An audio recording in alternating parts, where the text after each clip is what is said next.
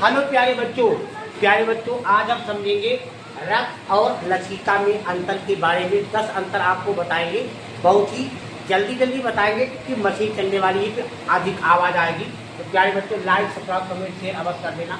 तो रक्त जो होता है, पहला अंतर है कि रक्त का रंग जो होता है वो लाल होता है, तो लसिका सामान्यतः रंगीन या हल्के पीले रंग की होती है। ये पहला अंतर हो गया है रक्त और लसिका में। दूसरा है कि रक्त इसमें लाल रक्त कोशिकाएं आरबीसी होती है और लसिका में इसमें सामान्यतः आरबीसी नहीं होती है। तीसरा अंतर है कि रक्त इसमें हीमोग्लोबिन पाया जाता है और लसिका इसमें हीमोग्लोबिन नहीं पाया जाता है।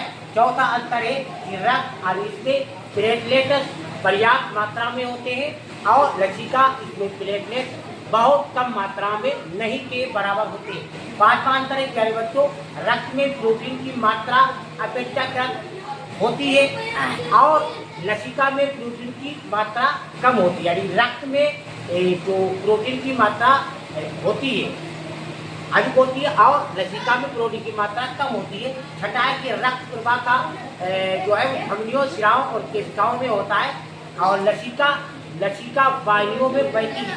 सातवां अंतर है कि रक्त हृदय द्वारा पंप किया जाता है और लसिका का कोई अलग से पंपिंग अंग नहीं होता है। आठवां अंतर है कि रक्त शरीर में ऑक्सीजन, पोषक पदार्थ तथा हार्मोन का परिवहन करता है और लसिका ऊतक द्रव को वापस रक्त में पहुंचाने का काम करता है या पहुंचाता है। नवा है रक्त का प्रमुखार गैसों और पदार्थों का परिवहन करता भी है और लसिका प्रतिरक्षा रक्षा में महत्वपूर्ण भूमिका निभाता है।